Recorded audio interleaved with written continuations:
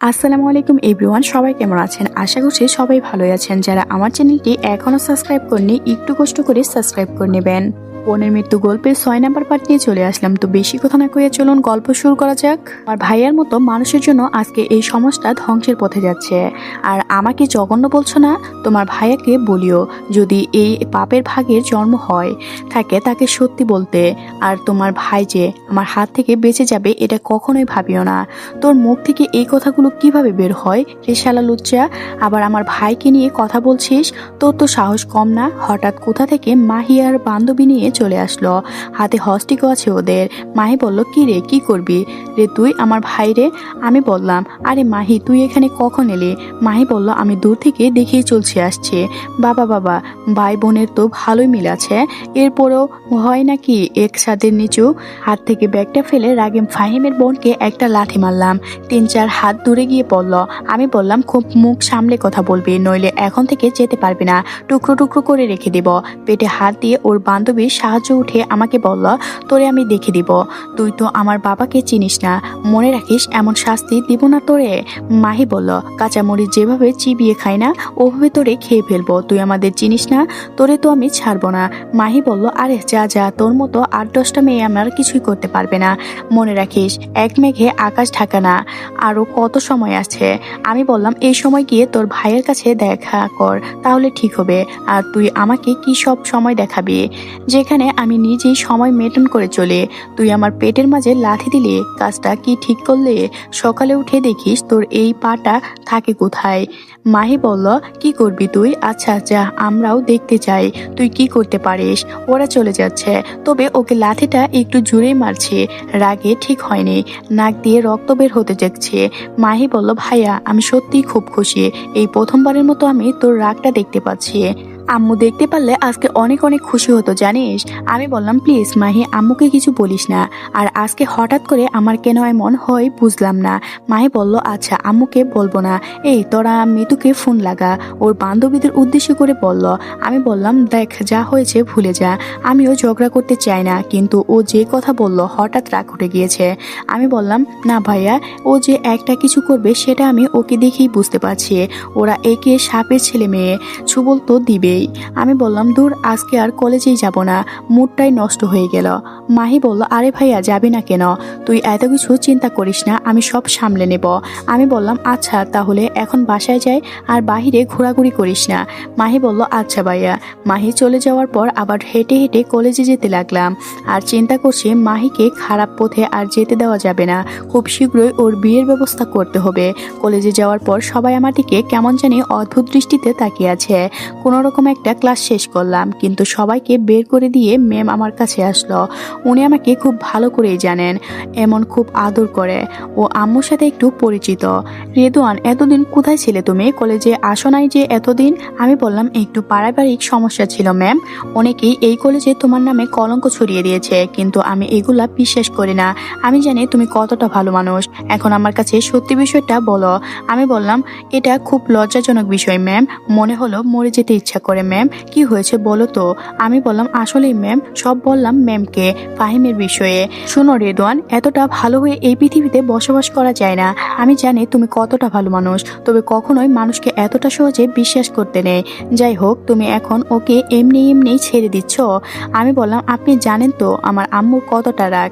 বুঝে গিয়েছি, আর বলতে হবে না, একদিন সময় করে আমার বাড়িতে আসো।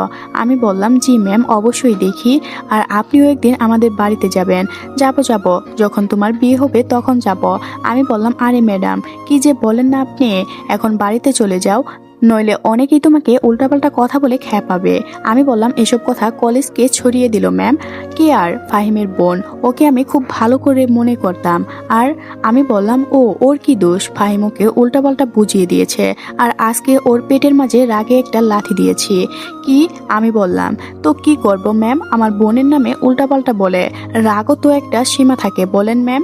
ম্যাম ব্যাগ থেকে একটা চকলেট বের করে দিয়ে বলল, নাও এটা খেয়ে মাথা ঠান্ডা করো। আমি বললাম, আমি কি এখনো বাচ্চা ম্যাম, এসব খাবো? তুমি এখনো আমার কাছে বাচ্চা, বুঝলা? আমি ম্যামের হাত থেকে চকলেটটা নিয়ে ম্যামকে বললাম, ম্যাম আমি কি আপনার কপালে একটা চুমু দিতে পারি? ম্যাম একটা হাসি দিয়ে কপালটা বাড়িয়ে দিল। আমি একটা চুমু দিয়ে বললাম, এত ভালোবাসেন না ম্যাম, সহ্য করতে পারবো না। আপনি সত্যি অনেক ভালো। ম্যামের মার সাথে আমার একটা ভালো সম্পর্ক আছে। ও সব সময় আমার বিপদে পড়লে আমাকে সাহায্য করে। আচ্ছা যাই, অন্য ক্লাসের সময় হয়ে যাচ্ছে। আমি বললাম, আমার জন্য দোয়া করবেন ম্যাম। অবশ্যই বাবা, তোমাকে বলতে হবে না। ম্যাম চলে যাওয়ার পর আমিও বসায় চলে গেলাম। সত্যি উনি আমাকে খুব ভালোবাসেন, তবে কলেজে শুধু ওনার সাথে আমার একটু ভালো সম্পর্ক। শুনেছি ওনার নাকি একজন ছেলে আর একটা মেয়ে আছে। একদিন যাব সময় করে। বিকালে আম্মু বাসায় আসলো। টেবিলে বসে আম্মুকে বললাম, আম্মু আমার কিছু টাকার দরকার ছিল। এটা বলতে মা, বাবা, মাহি সবাই আমার দিকে চোখ বড় বড় করে তাকিয়ে আছে। আমি বললাম, আমি কি কোনো ভুল করে ফেলেছি যে সবাই আমার দিকে এভাবে তাকিয়ে আছো? আম্মু বলল যে এই ছেলেকে আমি নিজে টাকা দিলেও নিতে চাই না, বলে আমার কাছে টাকা আছে। আজকে নাকি তার আবার টাকার দরকার। আমি বললাম, তোমরা আমাকে নিয়ে মজা করো, যাও টাকা লাগবে না। মাহি বলল, আজকে হঠাৎ কি হলো তোর? আমি বললাম, তুই তো জানিস আমার ফোনটা হারিয়ে গিয়েছে, আর কিছু জরুরি প্রয়োজন আছে, তাই কিছু টাকার দরকার। আম্মু একটা চেক লিখে আমার হাতে দিয়ে বললেন, নে বাবা, তোর যা টাকার দরকার খরচ কর। আমি বললাম, অনেক অনেক ধন্যবাদ আম্মু। রাতেই রেডি হয়ে বাজারে চলে গেলাম। একটা ফোন নিলাম, দুটা চাউনি কুলা আর একটা পিস্তল। এগুলা এখন আমার লাগবে, কারণ শত্রু তো আমার অভাব নেই। সকাল বাজে তখন, হয়তো ডলারটার মতো। বসে বসে টিভি দেখছি, হঠাৎ আননোন নাম্বার থেকে কল এলো। ফোনটা রিসিভ করে বললাম, কে বলছেন? রেদওয়ান, কেমন আছিস? তোর দিনকাল কেমন প্রিয় বন্ধু? আমি বললাম, আরে বেঈমান বন্ধু ফাহিম যে। এই তো অনেকটাই ভালো আছি, তুই যেমন রাখলি। ফাহিম বলল, তোর সাথে আবার দেখা হবে, আমি ভাবতেও পারিনি।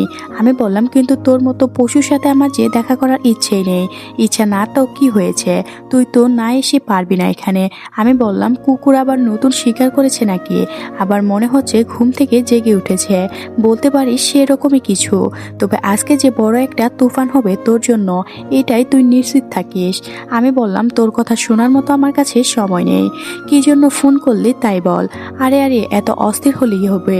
সেই তোর বোনকে খেয়ে মনে হচ্ছিল যেন তোদের কাছে বন্দি হয়ে গিয়েছি। আজকে আবার নতুন করে সবকিছু সাজিয়ে নেব। আমি বললাম, তোরে যে হাতের কাছে পেতাম, তাহলে সত্যি সত্যি খুন করতাম। ফাহিম বলল, সেই রাগ তো তোর নেই? তোর সামনে তো তোর বোনকেও, তোর মাকেও। আমি বললাম, কুত্তার বাচ্চা, আর একটা কথাও বলতে তোর শরীর থেকে মাথা কেটে আলাদা করে দেব। তোর কথা শুনে খুব হাসি পেল। এগুলো শুধু তোর মুখেই ভালো মানায়, তবে বাস্তবে সেটা আমি করে দেখাবো। একটা কঠিন ঠিকানায় মেসেজ করে চলে আয়। আমি বললাম, তোর কথা শোনার মতো আমার কাছে সময় নেই। তুই আমার সামনে পড়বি না কোনোদিন, নইলে সত্যি সত্যি তোরে মেরে ফেলবো। ভাইয়া, ফোনটা আমার কাছে দে তো। মনে হয় ফাহিমের বোনও আছে ওর সাথে। কিরে, আমাকে লাঠি দিয়ে তুই বেঁচে যাবি? ভাবলি কি করে? সময় থাকলে চলে আয়। আমি বললাম, ভাই বোন তো দেখি একই। এই বলে, না কুকুরের বাচ্চা তো কুকুরই হয়, তোদের অবস্থা সেই রকম। আজকাল তুই অনেক কথা শিখে ফেলেছিস দেখি। যদি তোর বোন আর চাচাতো বোনকে বাঁচাতে চাস, তাহলে তাড়াতাড়ি আমাদের দেওয়ার ঠিকানায় চলে আয়। বসা থেকে লাফ দিয়ে উঠে গেলাম। আমি বললাম, অনেক বড় ভুল করলি তোরা ওদের আটকে রেখে। তোর বকবক শোনার ইচ্ছা আমার নেই, তাড়াতাড়ি চলে আয়, নইলে ভাইয়া কিন্তু শার্ট খুলে রেডি হবে। ফোনটা কেটে দিলাম। শরীরটা মরিচের মতো জ্বলতে লাগলো। সেই দিনের মতো ভুল করা যাবে না আর। বিছানা থেকে নামতে শুধু চাউনি কুকার নিলাম। পিছন থেকে ঢুকিয়ে ফাহিমের দেওয়া ঠিকানা 10 মিনিটের মধ্যে চলে গেল। ভিতরে ঢুকতেই ফাহিমের বোন লাথি দিয়ে পায়ে একটা আঘাত করলো। আজকে তুই এই পা নিয়ে আর বাড়ি পর্যন্ত যেতে পারবি না। আমি বললাম, সেটা তো সময়ই বলে দিবে। এখন বল ওরা কোথায়? এই পাগল হলি কেন?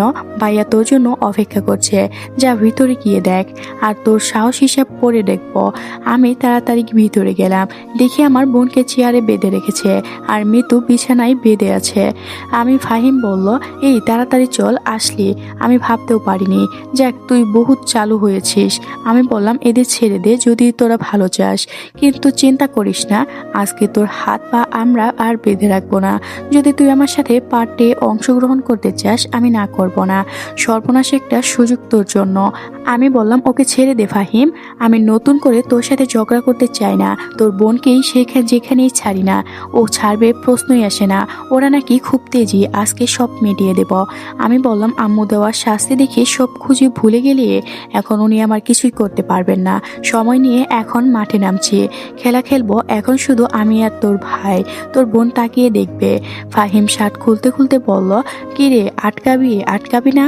মিতু আর মাহির মুখটা চেপে দিয়ে আটকানো, তাই কথা বলতে পারছে না। আমি শেষবার বললাম, শেষবারের মতো একটা সুযোগ দিলাম। চিন্তা করে দেখ, তোর মতো হিংস্র প্রাণী কিন্তু হঠাৎ আমিও হয়ে যেতে পারি। তোর কথা শোনার ইচ্ছা নেই আমার, তবে তোর কথা শুনে ভালোই মজা পেলাম। আমার মতো হিংস্র প্রাণী হতে গেলে দম লাগবে, যেটা তোর নেই। আমি বললাম, শেষ একটা কথা রাখ, আমি একটু তোর সাথে আলাদা করে কথা বলতে চাই। ওই রুমে চল। ভাগ নিতে চাস বুঝি? ওদের সামনে এই কথা বলতে লজ্জা হচ্ছে? তুই তো আমার আগের বোকা বন্ধু। আচ্ছা চল, তোর কথা ফেলা যাবে না। ফাহিমকে নিয়ে অন্য রুমে গেলাম। আমি বললাম, তোর বোন কই? ওকে তো দেখতে পাচ্ছি না। ফাহিম বলল, কেন রে, তোর তোর নজর ভালো লাগছে না? বাঁচতে চাইলে আর এই কথা বলবি না। আমি বললাম, তোর বোন বোন হয়, আর আমার বোন তাহলে আমার কি হয় রে? বল। একটা সিগারেট ধরিয়ে টান দিলাম। ফাহিম আমাকে সিগারেট খেতে দেখে অবাক হয়ে তাকিয়ে আছে। ফাহিমের মুখে ধোঁয়া ছাড়তে ছাড়তে বললাম, কি দেখছিস অমন করে? তোর তো সাহস কম না, আমার মুখে ধোঁয়া ছাড়ছিস? পিছন থেকে কুলারটা নিয়ে ফাহিমের হাতে বসালাম। চাউনিজ কুলার, একটা ধারালো তো আপনার জানেন। হাতটা শরীর থেকে আলাদা হয়ে নিচে পড়ে গেল। ফাহিম বলল, ও মা রে, জুড়ে চিৎকার দিয়ে বলল, শালা তোর সাহস তো কম না, সাহসের দেখলি কি? বলে অন্য হাতে বসিয়ে দিলাম। এখন আর ফাহিম কোনো কথা বলছে না, ও মারার যন্ত্রণায় ছটপট করতে লাগলো। আমি বললাম, যখন একটা মেয়েকে ধর্ষণ করিস তখন তোর অবস্থা কেমন হয় জানিস? তোর মতোই ছটফট করে বাঁচার জন্য একটা মেয়ে পুরুষের শক্তির কাছে হেরে যায়, মেনে প্রসঙ্গ মতোই হারিয়ে যায়, ঠিক তোর মতোই। আম্মু তোরে তো সেই সাজা দিয়েছিল বেঁচে গেলি, কিন্তু যেই অবস্থা আমি আজকে তোরে করলাম না, একজন কাপুরুষের প্রসঙ্গ আর মানুষের মতো বেঁচে থাকবে। ফাহিম বলল, তোরে তো আমি। উড়ালটা মুখের কাছে নিয়ে বলল, যদি বেশি কিছু বলিস এই মুখটাও থাকবে না। আর তোর এই অবস্থা কে করলো? যদি বাহিরে কাউকে বলিস আর বাঁচতে পারবি না, জায়গায় মেরে দেব।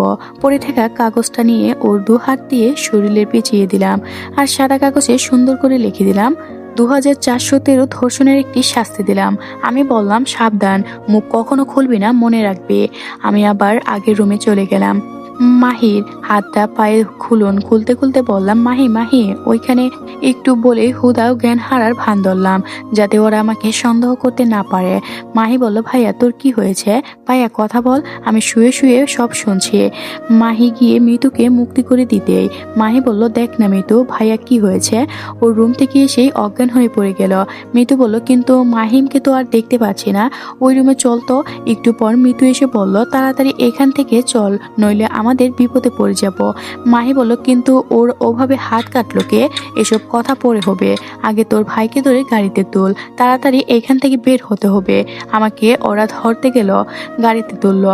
মাহি বলল, দেখ ভাইয়া, কিছু হবে না তোর। আবার আমার কেমন জানি ভয় লাগছে। মিতু বলল, এত কিছু হবে না, মাত্র জ্ঞান হারিয়েছে, সব কিছু ঠিক হয়ে যাবে। এখন আমরা আর বিপদে পড়ব না, বাহির হয়ে গিয়েছি, নইলে তোর মা প্রশ্ন করতে পারে শেষ কি করতে হলো। দেখ ভাইয়ার দিকে তাকিয়ে দেখ, নিষ্পাপ চেহারা, যেন কি না মানুষের সব সময় নিচু গলায় কথা বলে। সে কিভাবে এই কাজ করবে? আমার তো বিশ্বাসই হচ্ছে না। মিতু বলল, আমারও তো একই কথা, তাহলে কি ওর বোনকে? মাহি বলল, যাই বলিস না কেন, ভাইয়ার প্রতি বোনের দরদ সব সময় থাকবে, হয়তো যদিও সে অপরাধী হয়। মিতু বলল, ঠিকই বললি, কিন্তু আমার মাথায় আসছে না ওকে কে বা কারা এমন অবস্থা করলো। মাহি বলল, পাশে দেখ, বোতলের পানি আছে, ভাইয়ার মুখে মার। আমার মুখের পানি পড়তেই আমি অযথা পাশাপাশি তাকিয়ে দেখতে লাগলাম। আমি বললাম, আমি এখন কোথায়? মিতু বলল, চিন্তা করা লাগবে না, আমরা তোরে নিয়ে আসছি। আমি একটু ভয়ের ভাব ধরলাম। মাহি বলল, আচ্ছা ভাইয়া বলতো, তুই যাওয়ার পর ফাহিমের কি হয়েছিল? আমি বললাম, আমি যখন ওর কাছে যাই তখন ফাহিমের বোন আমাকে দেখে ভিতরে নিয়ে যায় আর আমাকে লাঠি দিয়ে আঘাত করতে থাকে। আমি তোদের কানের পাশে চুপচাপ শুনতে লাগলাম, কিন্তু হঠাৎ একটা চিৎকার শুনে বের হয়ে করতেই দেখি মাহিমের এই অবস্থা। আর ওর বোন তো ভয় পেয়ে পালিয়ে গিয়েছে। যদিও ওর এই অবস্থা কথা মিথ্যা বললাম। মিথু বলল, তাহলে এই আড়ালে লুকিয়ে থাকা মানুষটা কে হতে পারে? কিছু সংখ্যা দেখালো, 2413। এটা দিয়ে কি বুঝতে চেয়েছে? আমি বললাম হয়তোবা এটা ওর একটা, আমার মনে হয় নাম। আচ্ছা, আমরা এসব কেন অযথা চিন্তা করছি? বাদ দে, যা হয়েছে ভালোই হয়েছে। ও তো শাস্তি পেয়েছে, এটা ওর দরকার ছিল। মাহি বলল, কিন্তু আমি বললাম দূর বাদ দে তো। বাসায় চলে গেলাম। পিছন থেকে কোরালটা বের করতেই দেখি রক্ত মাখা হয়ে আছে। তাড়াতাড়ি পরিষ্কার করে আগের জায়গায় রেখে দিলাম। আর আমি গোসল করে নিলাম যাতে কেউ সন্দেহ করতে না পারে। রাতে টিভিতে ফাহিমকে মার লোকেরা, তার নিউজ দেখাচ্ছে। আমি বললাম, আম্মু এসব কি করলো, কিছু বলতে পারো? আম্মু বলল, যেই করেছে ভালোই করেছে, আমাকে এই দায়িত্ব নিতে বলেছিল। আমি বলছি আমি এখন অসুস্থ, তাই একদিন ছুটি নিলাম। আমি বললাম, ভালো করেছো আম্মু। মাহি বলল, মাহি মাহি মাহি বলল, কি হয়েছে ভাইয়া? আমি বললাম, শোন আমি একটা কথা বলি। আমার ছোটবেলার এক বন্ধু ছিল, ছেলেটা খুব ভালো। আগামী শুক্রবারে ওর বাবা আমাদের বাসায় আসবে তোরে দেখতে। আজকের ঘটনা দেখে আমি অনেক ভয় পেয়েছি, বিশেষ করে মাহিকে নিয়ে। তাই আমি আর আমার বোনকে বিপদে ফেলতে চাই না। মাহি বলল, ভাইয়া তুই পাগল হলি? আমি কতবার তোরে বলেছি আমি এসব বিয়ে টিয়ে কিছুই করব না, আর আমাকে এসব কথা বলিস না। আমি বললাম, আম্মু দেখো তোমার মেয়ে কি বলে। আম্মু বলল, নিজের মতো নিজেকে নিতে দে, আমি তোদের এত জোর কোনোই করব না। আমি বললাম, মাহি আমি যা বলছি তাই হবে, আমি চাই না তোর খারাপ পথে চলে যা। মাহি বলল, আমি বলছি তো আমি বিয়ে টিয়ে করব না, আর আমার সব সময় কিছু শেষ হয়ে যায় নাই, তাই আমি কাউকে নিয়ে আর স্বপ্ন দেখতে চাই না। আমি বললাম, তোর বয়সটা বা কি হয়েছে রে, সব শেষ হয়েছে বলছিস? মাহি বলল, আমি বলছি তো আমি এসবের ধারে কাছেও যেতে চাই না। আমি একটু জোরে চিৎকার দিয়ে বললাম, আমি একবার যা বলেছি তাই হবে, এখানে বাড়তি কোনো কথা তোর কাছ থেকে আমি শুনতে চাইনি। মাহি মন খারাপ করে রুমে চলে গেল। আম্মু আমার দিকে তাকিয়ে বলল, কেন মেয়েটাকে এত জোর করছিস? বাদ দে, ওকে ওর মতো চলতে দে। বাবা বলল, রেদওয়ান আমিও চাই ওকে বিয়ে দিতে, ওই দিন দিন অন্য পথে চলে যাচ্ছে। আম্মু বলল, দেখ আমি ওর মা, ওর মনের কথা আমি বুঝি, তুই বলে দেখ যদি রাজি হয়। আমি বললাম, তাও তুমি কিছু বলবে না? বুঝলাম না। আমি মাহির রুমে গিয়ে দেখি বালিশে মুখ গুজে কান্না করছে। সত্যি ওকে আমি কোনোদিন বকা দেইনি। আচ্ছা আজকে কি আমার কি হয়েছে হঠাৎ করে? আমি মাহির হাতটা ধরতে, মাহি বলল, তুই আমাকে ছুবি না, যা তুই এখান থেকে যা। আমি বললাম, দেখ মাহি আমি তোর একমাত্র ভাই, আমারও তো অন্যদের মতো মামা ডাক শুনতে ইচ্ছা করে। এটা বলতেই মাহি লজ্জা পেল, বুঝতে পারছি। ও কান্না বন্ধ করে বলল, এই তুই এখান থেকে যাবি তো? আমি বললাম, আমি তোরে সুখে দেখতে চাই, অন্যদিনের মতোই ভাই, তুই সুখে শান্তিতে সংসার কর। আমি বললাম, শুধু এইটুকু দেখতেই চাস? আমি বললাম, কি আর এই স্বপ্ন দেখতে পারি না বল?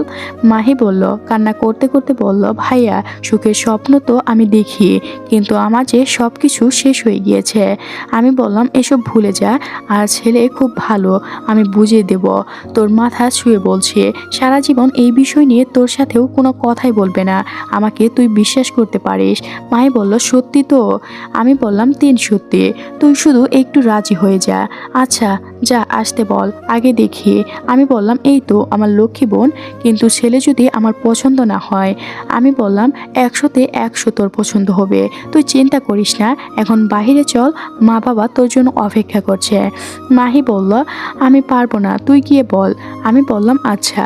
বাহিরে গিয়ে দেখি আমার মুখে কেমন জানি একটা নেশার চাপা দেখা যাচ্ছে। আমি বললাম, কি হয়েছে আম্মু? আম্মু বলল, ওই তেমন কিছু না। আজকের গল্পটি এ পর্যন্ত শেষ হয়ে গেল। পরবর্তী পার্ট কমেন্ট বক্সে লিংক দেওয়া আছে, তো সবাই দেখে নেবেন এবং চ্যানেলটি সাবস্ক্রাইব করে নেবেন। নতুন চ্যানেলে আপলোড দেওয়া হবে পরবর্তী পার্টগুলো। ধন্যবাদ সবাইকে, ভালো থাকবেন।